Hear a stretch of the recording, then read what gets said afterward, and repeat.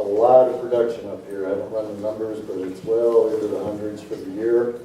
And so if you want to know how these guys do it, then feel free to ask questions. I'm going to get it going with some questions. But just, you know, we've got 3 people up here, and all of their styles are very different. You know, they're all very successful, but they all do it in a very different way. So the key here is there's no really one right way to run your office. It depends on you, it depends on your goals, it depends on your personality, your management style. A lot of factors go into how you run your office, but these guys are going to give you some ideas of what they do, and maybe you can adopt some of those and apply it to your office as well. So let me start with Mario down here. Well, because you're at the end. Mario, how long have you been with Health Cell? 30 years. 30 years. Did you start when you were 10 or what? 24. Okay. And you're in Detroit. You're in Detroit, Michigan. Detroit metropolitan area, the suburbs, that's correct. Okay. Or anybody from the suburbs of Detroit, we all say we're from Detroit. Okay. And you weren't affected by the big recession at all, the crash? I mean, your market was I probably stable. believe that was the worst market, worst recession in the entire country. Okay, so yeah, you were affected. Yep. I Okay. lost 55 to 60% of values in my market. Okay. That we lost. Oh, we lost 2/3 here in Las Vegas. That's about where we're at. So give me a little overview, just kind of a summary. You know, you started on day one. Give me an overview of how you went from just being Mario Ferrante to King Arthur.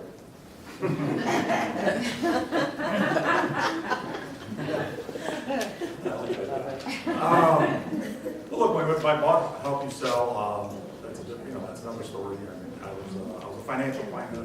I was just basically out of college at the University of Michigan, and I got recruited by a company called Century 21 Insurance Services. It was Century 21s were bought by Metropolitan Life, and Metropolitan Life had bought the Century 21s, and I became their financial planner for multiple offices and opening up offices in the Southeast Michigan area. Ultimately, I started working for this company and started working in real estate offices. And what I noticed about real estate offices, they were very unorganized. They were very, just out of sorts, but they made money per deal. And I was in the financial services business, and so ultimately, the owner of the company, or the person that I worked for, and I didn't get along because he would do what I don't do, which was he kept promoting agents and top producers to management positions who could not sell. And I was a salesperson.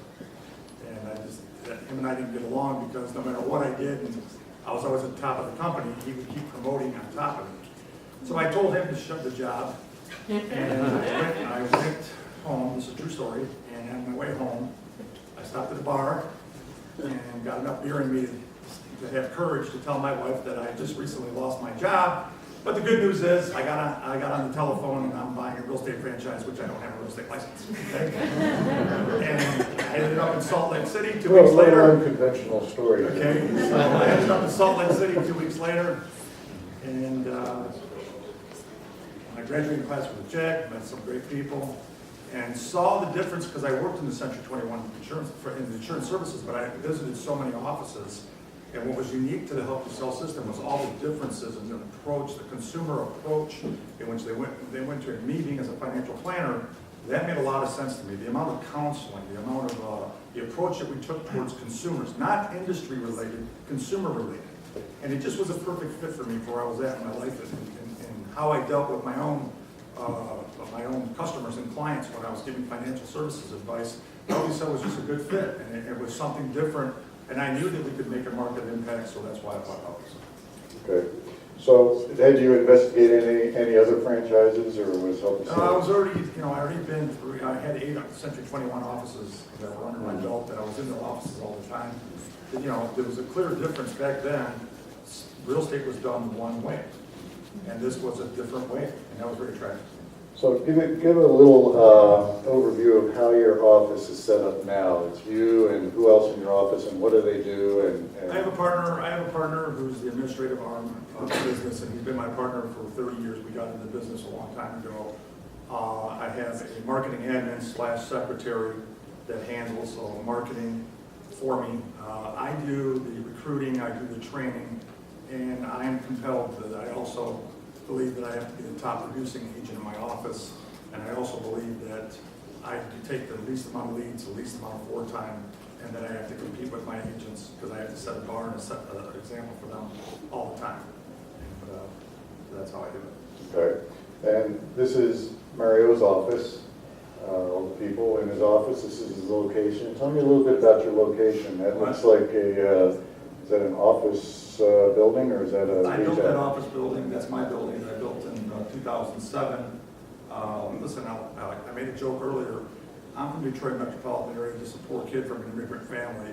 You guys out west have something called venture capitalists. We call venture capitalists our parents, okay? So everything I did from Help You Sell, and the commission I made from Help You Sell. So that building's a $1.5 million building I put up. It's on the main road in the heart of the city. It's on the major thoroughfare. It's a beautiful building, it's a beautiful location. It's centrally located in all the real estate. It was specifically picked for that location when I built it. And it's a real estate office, and it's built like a real estate office. Inside, when you walk through my office, it's designed to do one thing, it's designed to sell real estate. So I'm looking at the picture up there, there's like 13 people in your office. How many of those people are agents? 12. 12, okay. There's more, there's 3 people that are not on there that, the only people in the picture are people that work in my office that get the benefits of the leads. I also have agents that work from their homes and things like that, but they don't get the benefits of the office. Okay. So do your agents, do they list properties and work with buyers? Do they do the whole thing? Or Well, and that's probably where I'm a little different than a lot of offices. I'm not a newer office, and I've had multiple offices, and I've been through every progression of Help You Sell. So I'm probably at the number 3 tier, and almost 4 tier, depending on where you're at in the progression. This office is designed that each one of my agents do list and sell. And the reason I do that is because sometimes, and Jack was talking about earlier, you measure wealth differently. I'm at the stage of my career now that although I sell and I make decent money, you know, I don't work weekends anymore. I rarely work nights. I golf every Wednesday. I golf every Friday. And it's hard to do that. Now, saying that, I want to go on impression. I'm the first one in, the last one to leave on Monday, Tuesday, Wednesday, and Thursday. Okay? Excuse me, on Thursday, because I golf on Wednesday. But, you know, I have full control of my agents, and I have full control on every lead that comes in the door. So, but in my office, you have to list and sell, and you have to get by me, and you have to understand Jack Bailey's science to sales. Otherwise, you can't sell. You have to understand my listing principles on how we list. Otherwise, you can't list. So when they graduate to the point, I let them go. And the one thing I will differ with Help You Sell is that when you're getting the later stage of your progression, the reason I want agents to do that is because they also have a sphere of influence. They also want to have some recognition. They also want to have some notoriety. There's a certain amount of ego and vain that goes along with it. And that's okay, because if I allow it, their sphere becomes my sphere. The more spheres I have, the more concentric circles I can put together, it creates a bigger circle. And ultimately the system, if the system's running right, it's not so hard to make the sales. So you pay like 80, 90% commission Absolutely, splits? I've never paid that in my life, no. That's Well, my office starts at 55%. After franchise fee is taken off the top, there is a progression of commission on 5% that is based on every unit of sale that's paid. So in a month, you'll go 55, your second unit will go 60, your third unit will go 65. I'll let you go. If you go up to 9 sales and you can get to 100%, that's fine. The very next month, you start back at 55. Okay. Are there any, as far as accountability, what are the production requirements? Do you have any production Yeah, requirements? two, the goal is 3 and 2, but they have to do 2 per month. I'm only on a 9.5 month season, so that amounts to about 22 sales that they have to produce. At the end of the year, when I review them, if they're not doing 22%, they're at about, I would say 16 to 15 sales is their desk cost. So, and that might be a little slightly exaggerated, but that's the number I have in my head. And if they can't produce desk cost, then at the end of the year, they're gonna get wiped out and I'm gonna replace it with someone else. That's all I get there. Sure. Okay, so before you get to that question, A quick question, then, may I ask, if it's okay with you? You can ask me anything you want, Maria. Your split on listings when you.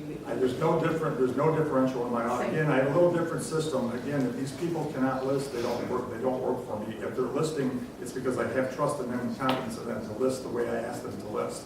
And so you know, even though they list and I allow them to list, this is a broker who will call the seller the next day after they've mislisted a property, and we're $20,000 off or 5% out of the range. I review it in by 5 percentiles. So if they're outside of 5 percentile, I will call the owner the next day and tell them we're going to take away the listing and give it back to them unless they can come down to the broker's pricing. I like that. Okay, how about support staff? Who do you have on support staff? Support staff is my marketing admin and myself. And my business partner on the administrative side of things. I don't pay a lot of people for support staff. There's nothing I can't do in my office, from running the books to the marketing to the hiring to the firing to the selling. I just don't see the need to pay people when I don't need to pay people. Okay. Give me an idea of your marketing budget. Market budget, 10% is about the correct number. It's about 10% is what it is of my total volume. And that's about a good rule of thumb, about 10%. Now, obviously, you're starting out today, it's going to be a whole lot more than 10% just to get the ball rolling and get going down the road. But as you mature and as you're going on a year-to-year basis, it will evolve into a 10% number.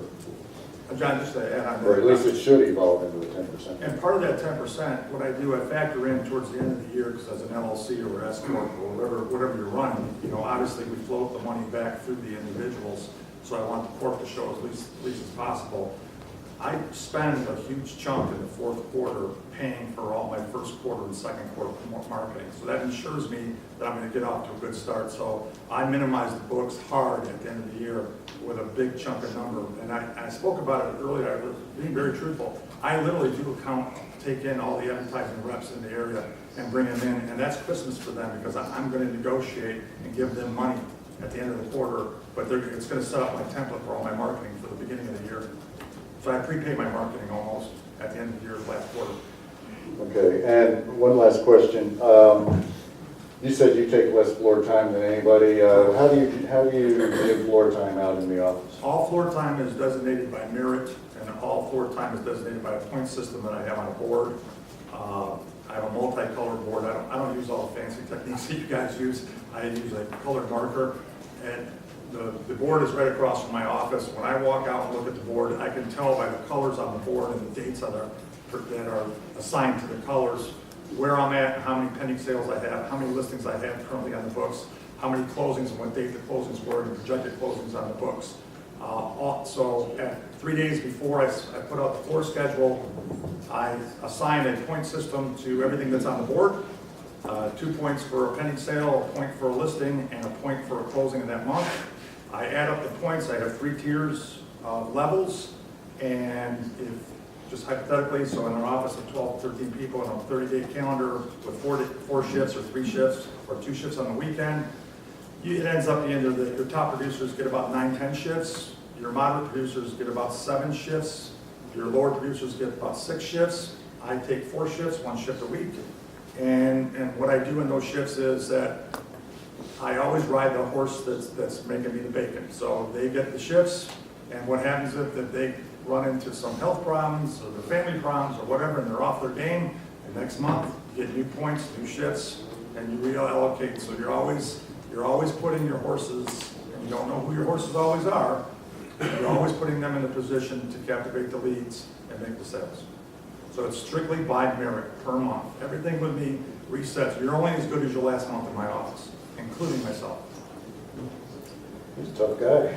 Listen, I'm not a tough guy. Hey, you'd love to work in my office. Yeah. There's beer in the fridge. We eat together. You know, there's 2 things in my office that are plentiful: bullshit and coffee. That's all it is. So this is strong management style. I mean, he's in control of everything. He's in control of the business, of the leads, who gets the leads, what happens to the leads. Do you have accountability? Or you give somebody has a lead, is there accountability? What happens to that lead? Okay, so John and I talked about this the other day. Some of you may do this, some. I do spend a lot of money on leads. Leads come from different directions, website, CIs, past book of business, referrals.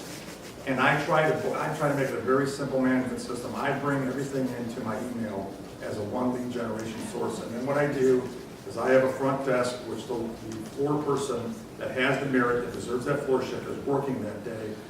Those leads go to a computer. That computer they're designed to work during floor, and during their 3-hour floor shift, I don't let them do administration work. I don't let them do anything. They must stare at that computer and wait for that lead or make calls for that lead to come in.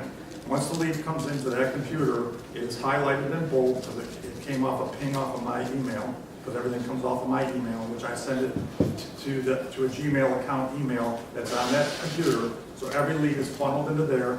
Once the floor person gets that lead, they have to react to that lead within 15 seconds. If they don't, the rest of my staff are carnivores. They all get the same Gmail ping on their cell phones. And then I insist that each one of my agents, on the 16th second, they must start calling the consumer.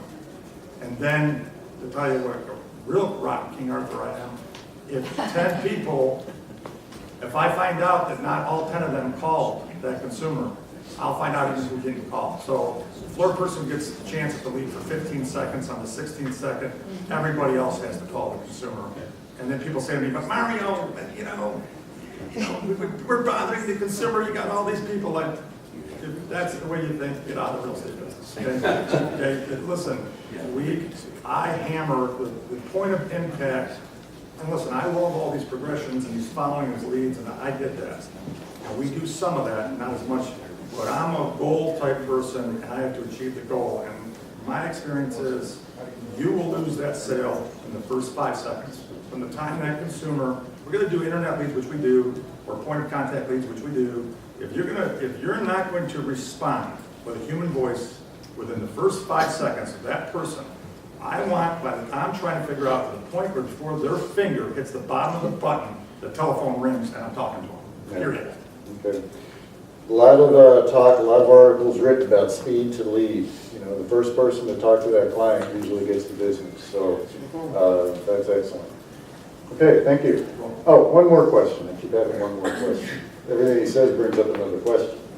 So you said that you had Century 21 offices that you worked with prior to getting into real estate, and so you obviously observed what was going on in there. Did they manage their agents like this? Did they, or was this kind of like herding cats out there? Listen, I can tell you, I went through a terrible depression. I've had 3 offices in 3 different markets, and and I've done every series of progression. Everything that I do is rooted in Help You Sell, and was learned 30 years ago. And I will tell you, Ron and I were just talking about it earlier. I was on Real Estate Road at one time when I was 24 years old. I didn't even have a real estate license.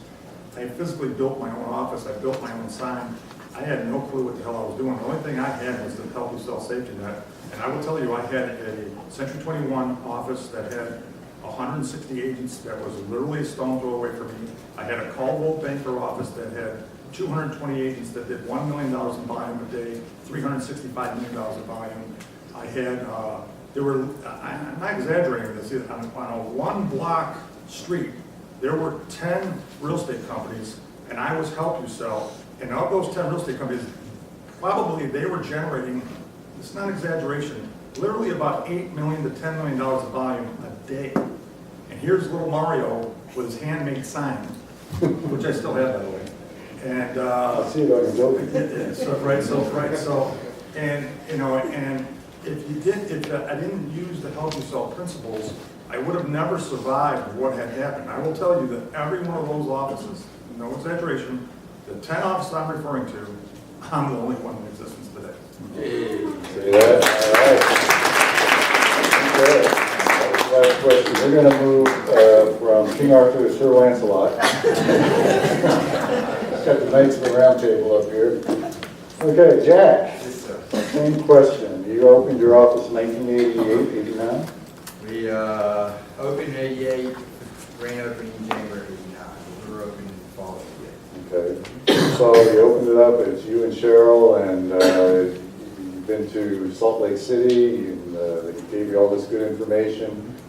How did you grow your office? I know you've gone through various iterations of management styles and office organization and things of that nature, so kind of give us an overview of how that worked. Yeah, no, well, a couple of things real quick. He and I have more in common than we realized. We were both in the same class, we were both financial advisors. And the third one, I want you guys to really think about, we both own our buildings. Put that on your goals. Own your own office building at some point, okay? All right, now let's go back to what you had. Okay. Yeah, started out with Cheryl and I, and never would have made it without Cheryl. Everybody knows that. And we went through a number of different business staffing models. I don't think there's one style that everyone should do. I don't necessarily think there's one style that you should have to stick with your whole time. Your goals change, your financial positions change, so that your market changes. So I don't think you need to get locked in that this is how it's got to be from now on. Okay? And your management style. His management style is a little bit different from my management style. Didn't pick up on that. It's not real warm and fuzzy, huh? It scared me to death. But anyway, I wouldn't survive. You wouldn't, you wouldn't. I know for a fact you wouldn't survive. no, I wouldn't. That's exactly right. Hey, you'd be alive. Started out Cheryl and I, and then we hired a bunch of agents. Everybody was doing buyer side, seller side. Did that for a while. Now, this is just me. This is my style. This is where I'm at. Everyone's got to choose their own. But we kind of reached the point where it didn't make sense for me to be paying out these large commissions to these agents that weren't doing a fantastic job. In other words, they were losing some deals that I felt like we could have held together if we were involved. And I looked at that and went, this just doesn't make a lot of sense. I want to be more, and he's still more, he's very much involved in his. I was involved with a lot of the management style. And I thought, you know, I need to depend on me and not other agents. And that's what I wanted to do. So I looked at the commissions we were paying out. They were losing leads, and we're doing what I think they should have done. So we decided to go to an assistant model. And we eventually got where it was just assistants around me. And I boiled down to what are the things I need to be doing. One, buyer and seller consultations, negotiating contracts, and going to closing, and I need someone else to do all the other stuff. It's just it's not worth my time. I don't know what I'm worth per hour, but let's say if I'm worth $100 an hour, I don't need to be doing a $15 an hour job. It just makes no sense. So it's not just that. You also get burned out and get tired and just too much stuff. And so we did that. I was taking all the listings. I did that. I've done that for a long time since then. And then as time moved on, we went through the big market crash. We had to think differently and get leaner and meaner. And so my goal at that time, and for some other reasons, Cheryl and I wanted to make a hard run financially. We wanted to get to a certain point quickly. As quickly as we could financially, and then we go, okay, now we can breathe. And we reached the point where now we can breathe, okay? But that's where I shifted to salary assistance, okay? When you made the decision to get to that point quickly, you said that's the quickest way to get there? Profitability. And I'm thinking, how can I be profitable as quickly as possible? And we analyzed everything, and of course your biggest expense is going to be paying staff. So we did, and we came up with a program that makes us very profitable. And we just went really, really hard at that, and we've got to the point now that we're like, okay, now we can start into our next business model. Slow down a little bit. All right, so with that in mind, tell us how your office is set up. Who do you have in your office? What do they do? There they are. There they are. That's Look at that. Okay. All right. Good, the bad, and the ugly. Yeah, we'll start with the pretty ones. Yeah. And the prettiest one of all is Cheryl over there, the part left, everybody knows that. Okay.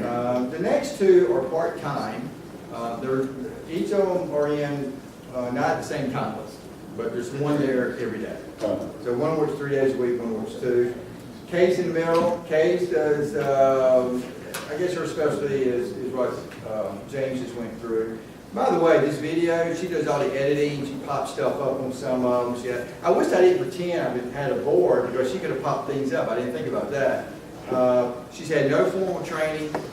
She hasn't been to a single class. She's learned to do that just figuring it out, okay? Yeah, and a very good, very close friend of ours, by the way. And then Kathy, she's more of just administrative, you know, inputting multiple listings and things like that. Very close friends of ours. Lots of laughter in our office, lots of cutting up. It's just fun. We just have a blast. And we're new grandparents, so the grandbaby's in there 2 or 3 days a week, and my office production just went down from those 3 days. But it's my granddaughter, so it's okay. Every penny of it, but it is. The guy on the left with me is John. John's been with me, he's 26, he's been with me 2 years. Love the guy to death, fantastic personality, integrity. We have a lot of personal same values in our faith, and we're very blessed to have John, very blessed. And same thing with Grant. Grant's been with us just very shortly, just a few months at the best. He's 24. Same thing I just said about John, I can say about Grant. Great guys. My goal, Cheryl and I decided about 2 or 3 years ago, kind of coming up to the end, but you know, we kind of got where we were very comfortable and very, very blessed and thankful. Still ambitious, but we wanted to be a blessing to some young people and set them up in a position where they could probably not be able to do on their own, and kind of create a legacy, if you will. Didn't have to do that. We were fine. We were comfortable. And Lord put those 2 guys in my life. Long stories, I won't worry with that. And we're grooming them to really do well. Okay, great. We're very fortunate. So, Marie has a question. I have a question. What, can you tell us what the 2 guys do with Josh? Yeah. that was my next Is question. that okay, John? Yeah, that was my next question. Okay. Let me back up before those 2 guys came on, because I think this is the point I want to make to you guys. When I want to become very, very profitable, we're going to make a sprint for it, if you will. I'm still taking all the listings, and I went to not buyers, agents, but showing assistants. Okay? What that means is this. We had 2 ladies, both of them with years of experience in real estate, love real estate, love people, couldn't generate leads, couldn't afford the expenses, didn't like negotiating contracts. What I was trying to do, since I love working buyers and just get this thing rolling, is I didn't have time to show houses. That's not a productive time for me to do, to be really honest. So I got these 2 ladies, both of them part-time, and they would go and show houses. I would do the buyer consultation, I'd turn them over to them, and they're the ones running around and opening up doors. When they find a home that the people are really interested in, they hand it back to me, and I do the negotiations, get it worked out.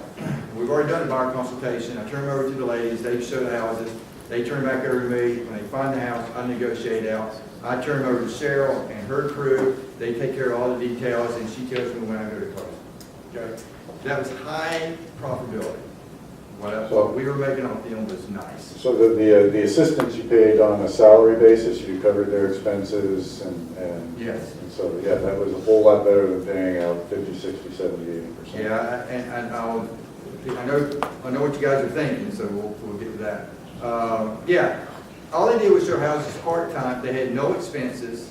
They had a salary. We paid everything, including their mileage, so they could usually come in here and go, well, there's no expenses. And I got guaranteed some money coming in, and then we set them up on bonuses, okay? What did it cost me, okay? They would cost us, out of the total gross commission, 25 to 30%. So we were keeping 70, 75% of the commissions. They're happy, because they got a salary, they got no expenses, and they get to hang up with people, and they don't have to negotiate. No heads, and they're part-time. They loved it. It was saving me from having to take all my time to show houses, and we were making 70, 75%, keeping 70, 75% of the commissions. That's sweet. Yeah, well, I would say so. Sweet. So now fast forward, we got Yeah. Grant, we got John. How do they fit into that model? Okay, the schedule, if you will, was, since John's been with me been with us 2 years. We started. He came on as a showing assistant and my listing assistant. So he would measure houses and put up signs. And if I'm not able to go do the paperwork, he goes and does the paperwork. Grant is at that stage right now. Okay. We allowed John to start listing homes because again, I was just going so hard. I was ready to slow down.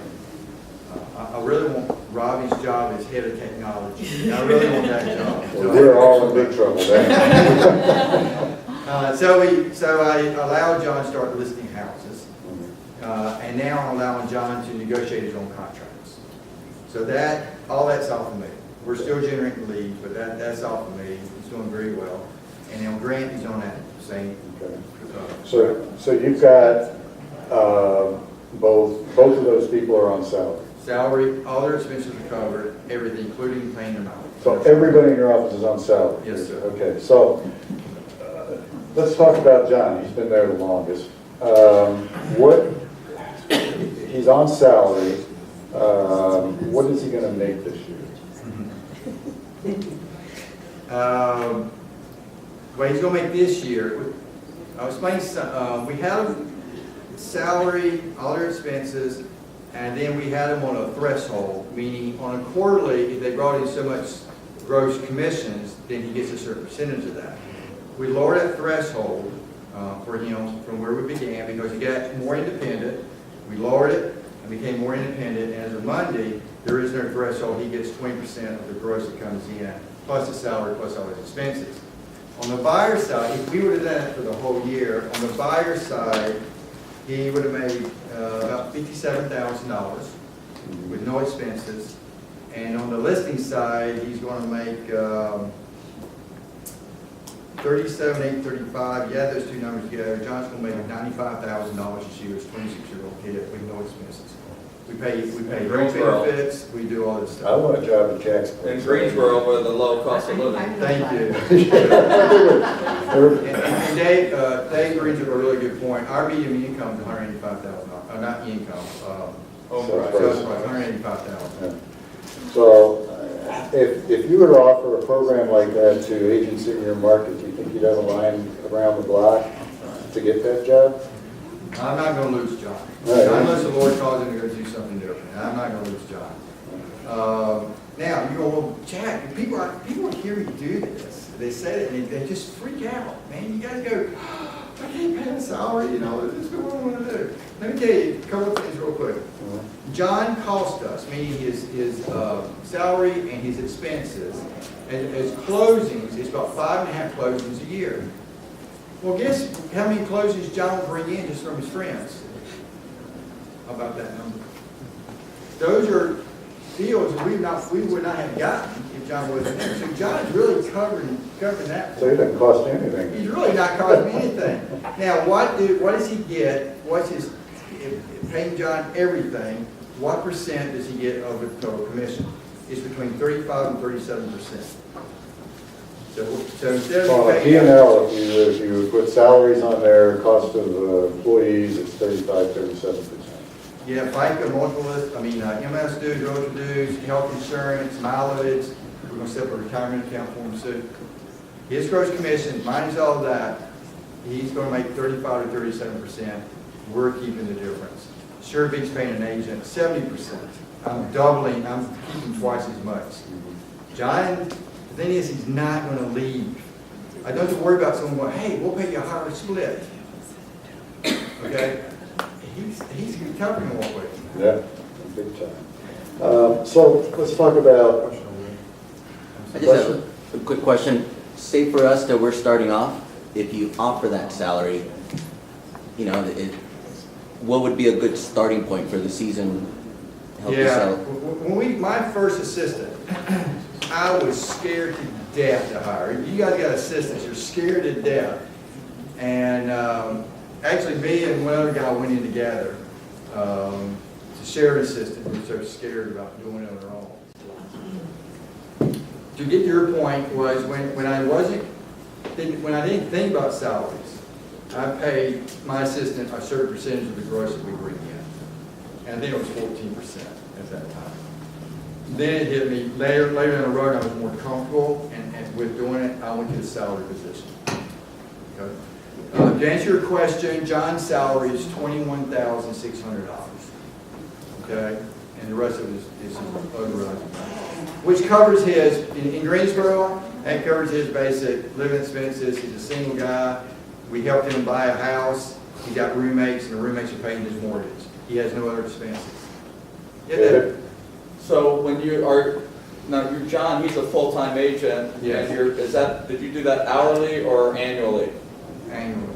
And then what about the showing agents, the showing assistants? They're part-time, aren't they? Don't you have two part-time showing They're assistants? gone now. Oh, One okay. retired, and the other one, we were hoping and praying, and she just went sour with her attitude. Got it. And she finally moved on, and that's why I went with these guys. Okay. No, she just left. Don't have the nerve to fire her. Yeah, I fired my sugar, but. Call me on the phone, conference. Yeah, hey, Mario wants to talk to you. Off with their head. David? Hey Jack, obviously we're in a relationship business. When you have a showing agent going and showing, you're doing the buyer consultations, Yeah. you're picking up the phone for these buyers and such. Do you find that you not being at the property and talking to the buyer, building a rapport, continuing a dialogue, obviously you're not selling the house, you're not trying to actually sell the house, but do you think that it hurts at all in having someone else go and do it rather than you doing it? Great question. That was a big concern that I had. Because at the buyer consultation, if we want that buyer to buy our client, we've got it. It's not a hopeless bag. We've got it. Matter of fact, 7 out of 10 times when I explain the agency, they'll ask me, would you take me on as a client? Would you help us? So I'm always concerned about that transition, and it's been really smooth. The transition is this. I explain how we're set up. I explain that because of my schedule, if you call me up and say, let's go look at these 3 houses, I'll say, great, we can do it in 10 days. I said, but you don't want to wait 10 days. That's terrible service on my part. I was very concerned about that, so I've hired people just to show you houses. They're not going to negotiate for you, okay? They're just going to open up doors. And if you want some information about the house, that's your job. They're very personal. Are you comfortable with that? Because when you get ready to make an offer, it's me. When it's time to go to closing, it's going to be me. And if you want me to go take a second look at that with you, you just ask me and I'll go. Okay? And so they go, yeah, we're fine. And then I'll make sure that the showing assistant that I was going to turn them over to, or one of these 2 guys, I bring them in then. And they get the right personalities, and we joke around, and they kind of warm up to them, and it's fine. So it's the handoff is critical, but we've had no problem. So I have a couple more questions. So how does that work now? If I'm a buyer and I want to see 123 Main Street and what have you, the next property, do I call you, or do you say if you want to see a property, you call them? Anything else, you call me, or how does that work? That's exactly right. They don't call me to go see houses. They call them and say, hey, Linda was the one that just retired. Hey, Linda, I got 3 homes picked out. When can we go? And they'll set a time and she goes and shows them. Who's because obviously it's a do-it-yourself age, so they're looking at properties on Zillow, Realtor. Right. But additionally, you're probably and a part of how I get my business is that I'm sending people properties that I think are going to work for them. Are you doing that, or is the showing agent doing that? Showing agents doing that. Okay, so you're not searching the MLS for properties for buyers. Yes. Okay, and then how are you paying those guys on a salary and a bonus, or how did that work? Yes.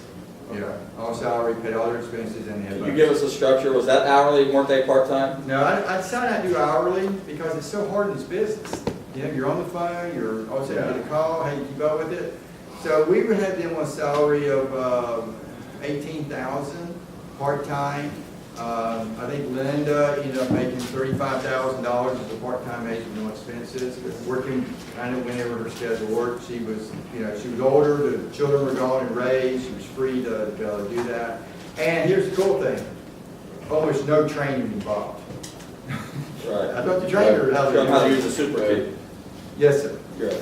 So, So, and then what about bonuses? we had a threshold for them based on quarterly gross income, anything above $20,500, they get 20% above that. Question? So are these licensed agents? Yes. then? So are they responsible for their national dues and all that. We pay all that. You pay all that out of their salary, or for their salary. Well, In addition. Including. yes, sir. Right. Okay, any other questions? Yeah, just to clarify, because now I'm thinking I'm gonna go back and fire the girls I have in the office. Yeah,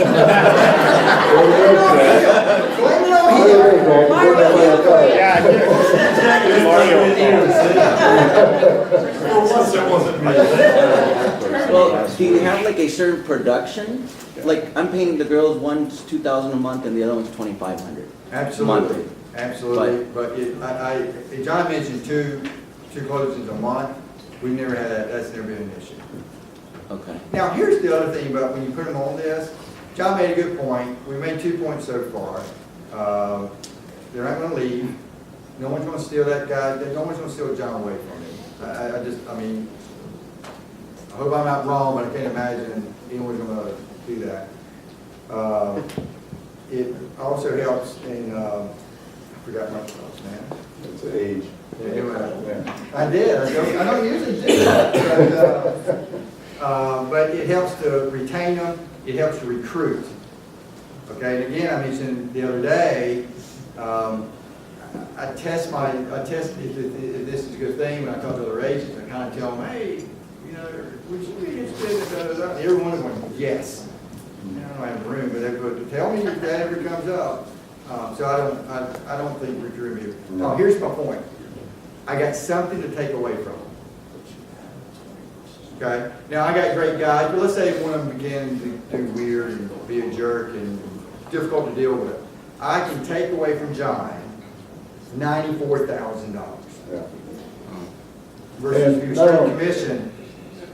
Not only that, but, you know, we get this thing, independent contractor. Well, I don't have to do that, what you say, I'm an independent contractor. Well, you got employees, they gotta do what you tell them to do. Yeah. So it gives you a lot more control in your office. Lorna? I think the key is motivation. I think that's one word. It keeps them motivated, has that carrot, because, you know, I have one similar sort of concept where like, okay, it motivates them to keep going instead of just sitting there, oh yeah, I'm just chilling, waiting for the lead. Well, they don't Now- want to lose that salary. You know, it's Yeah. like, it's a business. If And you're right, they're now motivated, I want to keep this It's the motivation. deal I got going on. If somebody's making $90,000 a year, and you tell them, you gotta call 5 buyers a day, they're gonna call 5 Right. buyers a day. So are you paying their FICA and Fed? Yes, sir. They say with the new real estate code on the tax thing, you have to have some salary.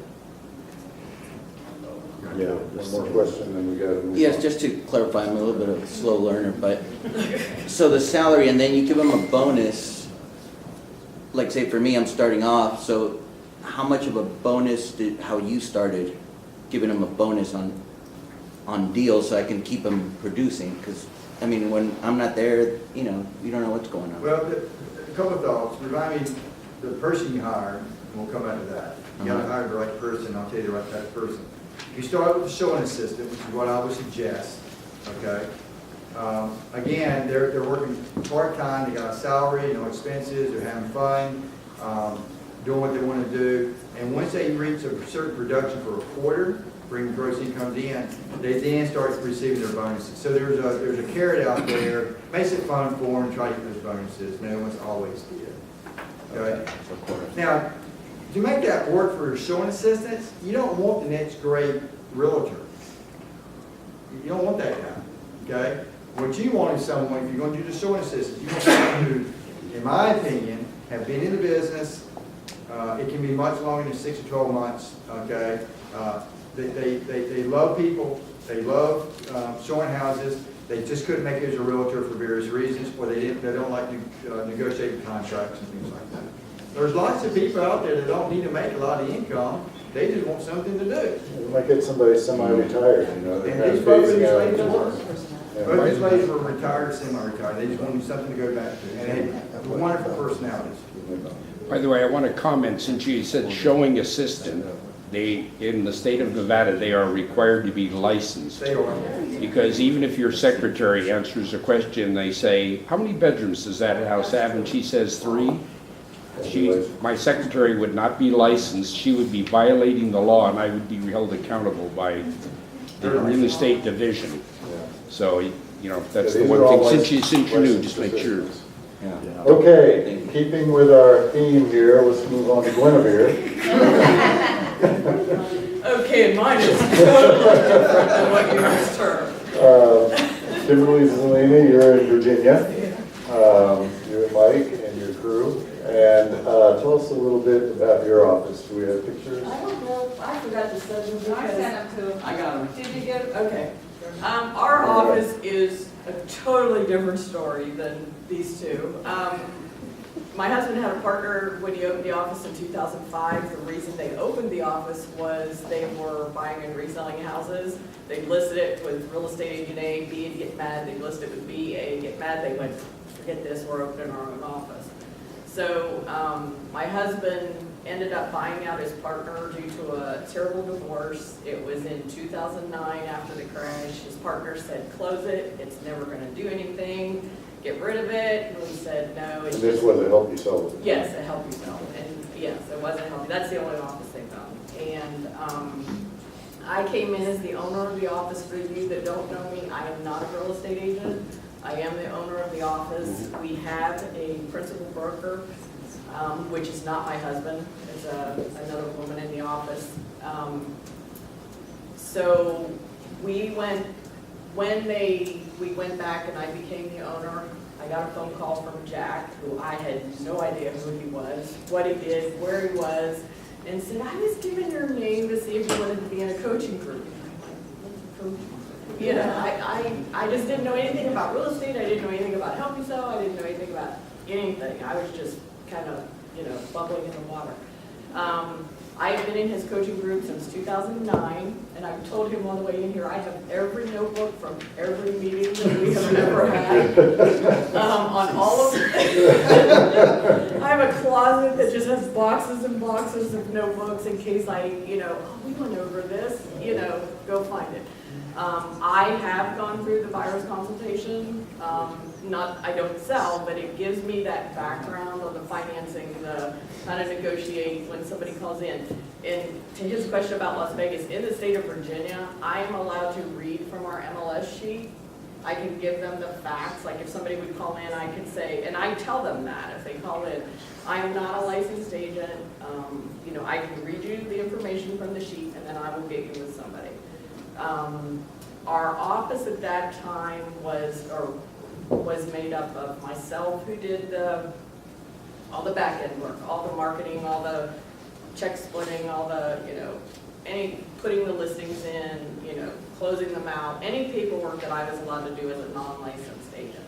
My husband did all of the, he actually did listings and buyers, but the majority of what he did was listings. He was here the other day, but he's visiting our grandson. We have a new grandson too, so he decided that was more important. Leanne Wash, who at that time foreclosures were just through the roof. She was on a call with Maureen Grissom about doing short sales and REO properties. She has done that since 2009. She just lost all of her connection with Fannie Mae in June, which I don't know if anybody else has or not, but Fannie Mae kind of went by the wayside in our area. So it was basically myself in the background, Leanne and Mike. There were three of us in the office, and I don't remember which year it was. We went from doing like 0 to 1 to 0 to 1 up to, we had increased our production 80%.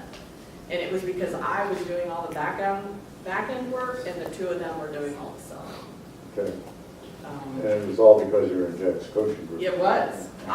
You know what, I tell everybody, and I will say this, and for those of you that are not in a coaching group, get in a coaching group.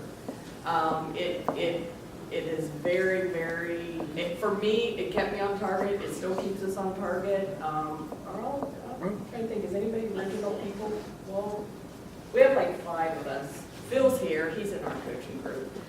In 2011, with Leanne getting very busy, the second half of that was, my sister, who some of you know is Keena, came in. She lived in Pennsylvania, but she got her Virginia license.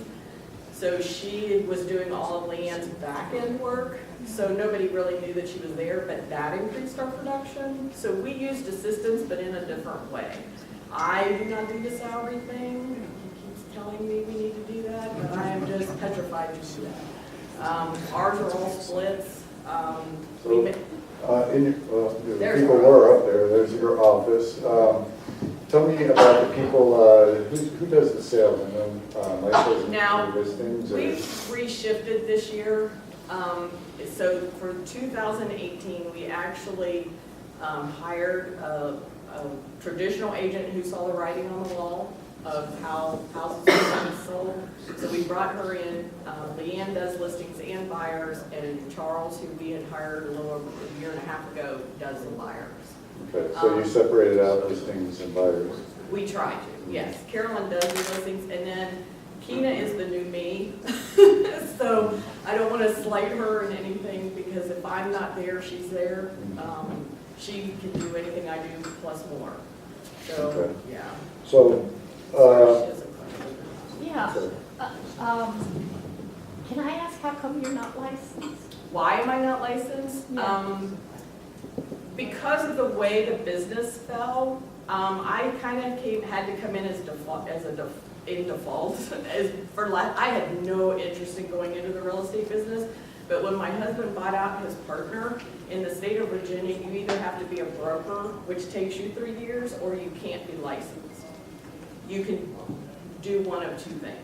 So I did not have a license, so that when his partner said, I'm done, close it or buy it, I stepped in as the owner.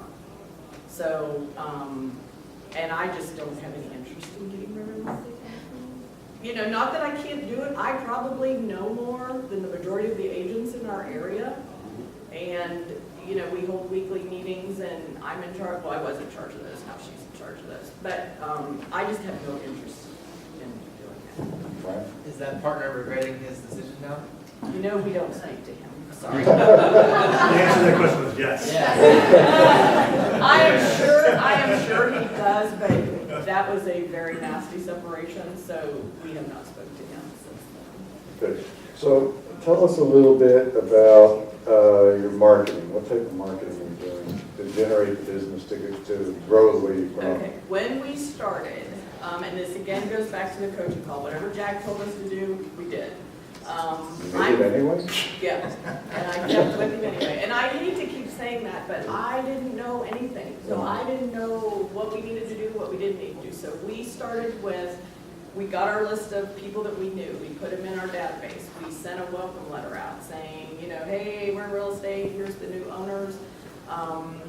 Here's what, you know, here's where we are. Oh, by the way, we do own our building also, so if you can buy your building. Wow, all three? Yeah, we own our building also. We did the first of the year, which I told somebody the other day, we send out, they used to call them settlement statement, and then all their closing disclosures, whatever, in January. We did also, he had given us the idea of sending out a thank you letter with everybody's name on it. I have to say I have stopped that because I was afraid somebody was going to come after me with all the names. We used to put both sides of, like, when we would do Fannie Mae's or we would do USDA's, we would put USDA on there and we would put the buyer on there. You know, we had a list that was 8.5 by 11, 9 font high with everybody's name on there. And we sent it to our whole client base. Just listed, just sold. We do the gifts at Christmas, which I told you about, for agents and for our clients. The first year they do get a gift. After that, they go on to the CI list. Then they just get a Christmas card. And I'm sorry, I didn't need to bring our Christmas card. We took a very professional Christmas card, and we do that every year and send out to everybody.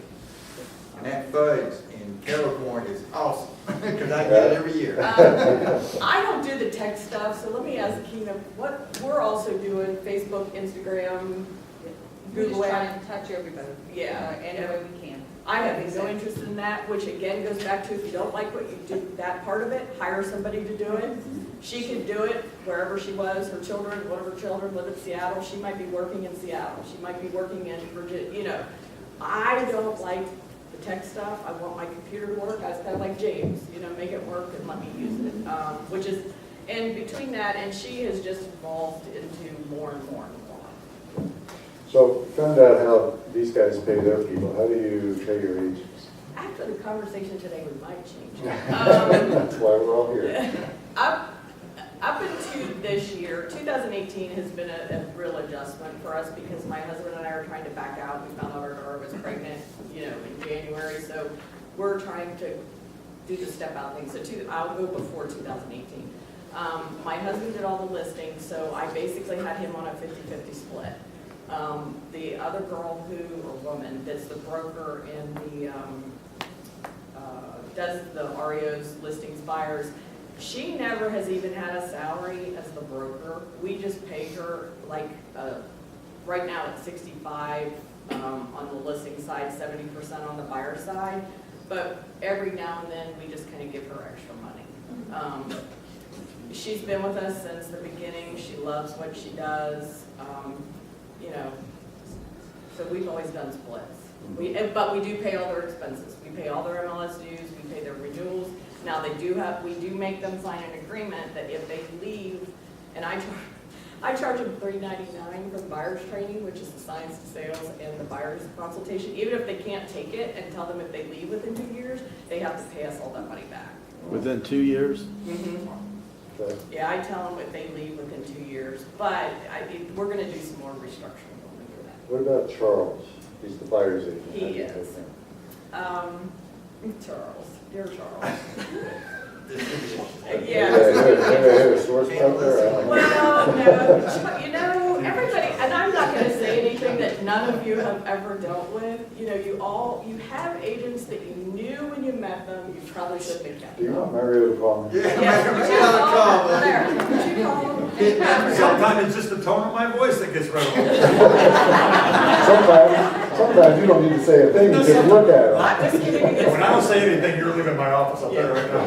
I'm nervous inside. I know. I'm gonna get fired. Charles is a producer, but Charles is not a team player. And we are all about being a team. We were a team before teams existed.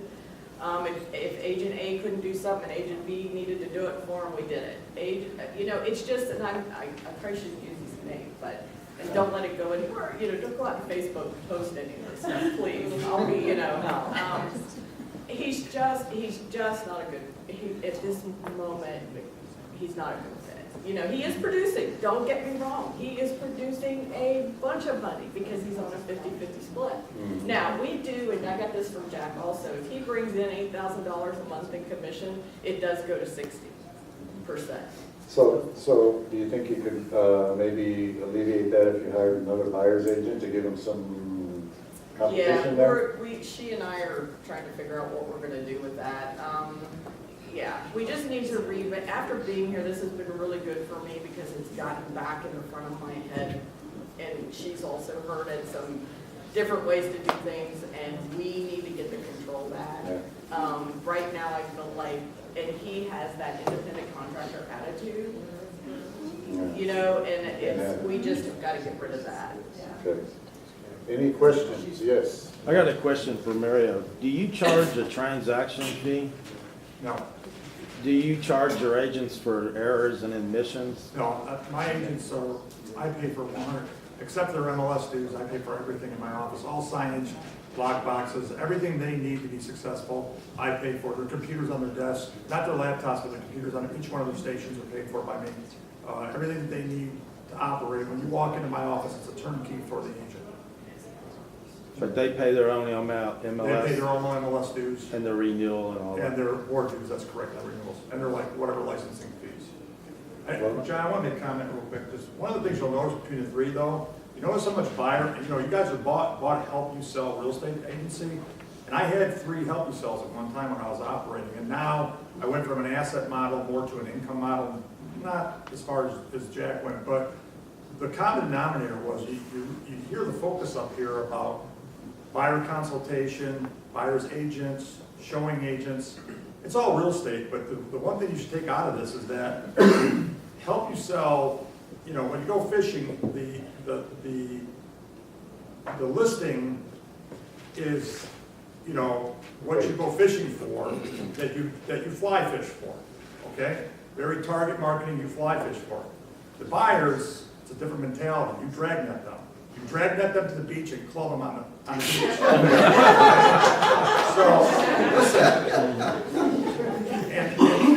I just got that picture in my head of a buyer. I didn't say seals because you're California people. You know. We don't have seals in Michigan, we have walleye, okay? So anyways, but the point being is that when I had 3 offices and all we were doing was fly fishing for listings, I have 1 office now. I had 3 offices with 35 people, 3 different locations, more bricks and sticks, more. I had another $1.5 million building which I built. And I had all the bricks and sticks, I had all the mortar, I had the agents, I had the process, I had everything. In the end, I haven't changed, I'm helping yourself. But in the end, I learned a valuable lesson. We went to getting buyers. And because we went to getting buyers, my production is some of the lowest it's been in years. Okay? I'm sitting up here, I don't know why, but it's low. However, I'm making more money. All right, so I just want you guys to take that away, that Help You Sell, the value of Help You Sell is that logo, it's that name. And that's what allows you to fly fish, to individually pick these listings. If you pick these listings out of the marketplace, then you have to expound on that to get those buyers. And once you get those buyers, you have to train, and I'm not kidding you, I don't give credit to anybody. I love this guy, okay? So you have to do Jack's system, it's the science of sales system, the counseling. You know, if anybody wants to challenge me, you can throw a number at me, I'll tell you what the closing costs are, I'll tell you monthly payment, I'll tell you what the income is they need to make that monthly payment. I don't need a calculator, I do that all off the top of my head. Okay, and every price range there is in my area, I can tell you the tax base, the millage rate, I can tell it to you, all right? You have to be able to have that conversation with every single solitary person and that consultation. And I love the word consultation because I'm anal about it with my agents. I go ballistic when they try to communicate through a computer. You must meet every single solitary person that you deal with. And although I sound like King Arthur and I'm an animal, all this stuff, I will tell you that I'm the broker owner of Help You Sell. Every single client, customer comes through that door, and I have 15 independent agents that are independent. I know every seller, I know every buyer, I meet every party, I walk into every closing, I thank every person for our closing. Okay? I know every one of the people because I'm the broker, I'm the owner. They're my client, they're my customer, they're not my agents. Okay. Listen, he can trust is a tough guy, but he's got a big tender heart, I'll just tell you that. The other thing, real quick, I want to piggyback on him. Don't focus on how many units you're doing. Focus on your profitability. You can do a lot of units and not be profitable. And we've seen that, haven't we, John? Oh, yeah. Okay, so don't get caught up in how many units you do. You're not in the top so many. If you're profitable, that's what you want to focus on. Okay? We will leave that as the last word. So thank you, ladies and gentlemen.